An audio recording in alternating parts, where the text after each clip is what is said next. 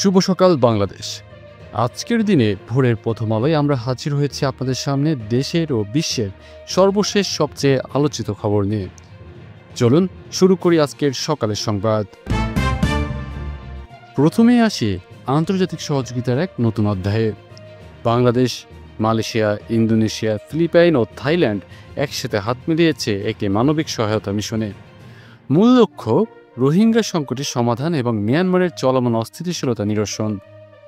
বিশ্লেষকরা বলছেন, এতদিন যা ছিল কেবল আলোচনায় সীমাবদ্ধ, এবার তা রূপ নিচ্ছে বাস্তব পদক্ষেপে। এই মিশন শুধু রোহিঙ্গাদের জন্য নয়, বরং গোটা দক্ষিণ পূর্ব এশিয়ার স্থিতিশীলতার জন্য এক নতুন সম্ভাবনার দিগন্ত। বাংলাদেশের অর্থনীতিতে বড় সুখবর। যুক্তরাষ্ট্র সরকার ঘোষণা করেছে বাংলাদেশি পোশাক রপ্তানিতে শুল্ক 37% থেকে কমিয়ে আনা হয়েছে 20%। দেশের $40 বিলিয়ন পোশাক শিল্পের জন্য এটি এক বিশাল জয়। প্রতিদিন লাখো শ্রমিকের ঘামে তৈরি এই শিল্প এখন নতুন করে বিশ্ববাজার প্রতিযোগিতায় এগিয়ে যাবে। ব্যবসায়ীরা আশাবাদী আগামী 1 বছরে রপ্তানি আয়ে রেকর্ড প্রবৃদ্ধি ঘটবে। রাজপথ এখন তরুণদের দখলে। ঢাকা বিশ্ববিদ্যালয়ের কেন্দ্রীয় মাঠে হাজারো তরুণ তরুণীর কণ্ঠে ধ্বনিত হলো, আমরাই গড়ব নতুন বাংলাদেশ। 24 দফা কর্মসূচি ঘোষণা করে শিক্ষার্থীরা জানিয়ে দিল, তারা কেবল দর্শক নয়, বরং পরিবর্তনের মূল চালিকা শক্তি। তাদের এই শপথ সামাজিক মাধ্যমে ছড়িয়ে পড়তেই দেশ জুড়ে আলোড়ন সৃষ্টি করেছে। রাজনীতির মঞ্চে বড় ধাক্কা। আন্তর্জাতিক অপরাধ আদালতে শুরু হয়েছে সাবেক প্রধানমন্ত্রী শেখ হাসিনার বিরুদ্ধে মানবতা বিরোধী অপরাধের শুনানি। তিনি শারীরিকভাবে উপস্থিত না থাকলেও আদালতে হাজির হয়েছেন আইনজীবীরা। বিশ্ব মিডিয়ার চোখ এখন এই মামলার দিকে। বিচার প্রক্রিয়া দীর্ঘ হতে পারে, কিন্তু রাজনৈতিক বিশ্লেষকরা বলছেন এর প্রভাব পড়বে বাংলাদেশের অভ্যন্তরীণ রাজনীতিতেও। বাংলাদেশে ভয়ঙ্কর এক চিত্র স্পষ্ট হচ্ছে। লিঞ্চিং বা গণপিটুনির ঘটনা দিন দিন নিয়ন্ত্রণের বাইরে চলে যাচ্ছে। শুধু গত 1 বছরে প্রাণ হারিয়েছেন 637 জন মানুষ। অপরাধ, আইন শৃঙ্খলা ভাঙন এবং অবিশ্বাসের এই পরিস্থিতি সাধারণ মানুষকে আরও আতঙ্কিত করে তুলছে। মানবাধিকার সংগঠনগুলো বলছে, এখনই যদি ব্যবস্থা না নেওয়া হয় তবে এই প্রবণতা ভয়াবহ রূপ নেবে। এবার কূটনীতির আলোচনায় নতুন মাত্রা। বাংলাদেশ ও মিয়ানমার বসছে সম্ভাব্য শান্তি চুক্তি নিয়ে। রোহিঙ্গা প্রত্যাবাসন, সীমান্ত নিরাপত্তা আর মানবিক সহায়তা হবে আলোচনার মূল বিষয়।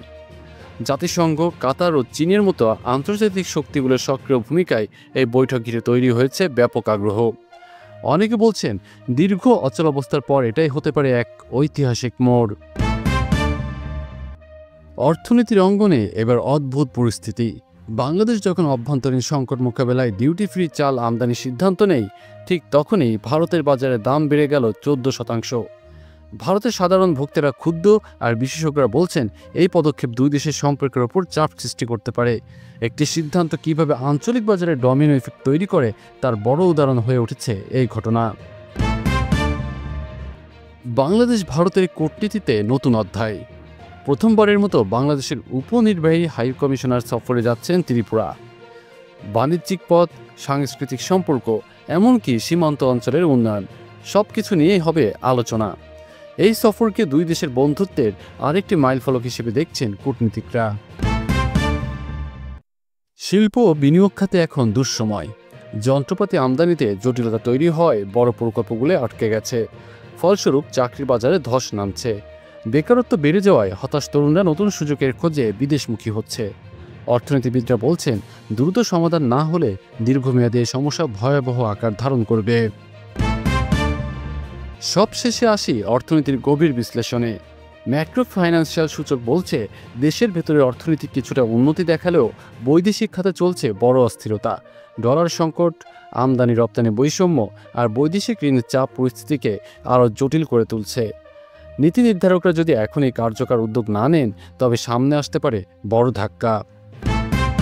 আপনারা দেখছিলেন সকালের সংবাদ বুলেটিন। দেশ বিদেশি নির্ভরযোগ্য খবর, বিশ্লেষণ ও সত্য তথ্য পেতে সঙ্গে থাকুন সবসময়। ভিডিওটি ভালো লাগলে অবশ্যই লাইক, কমেন্ট এবং সাবস্ক্রাইব করতে ভুলবেন না।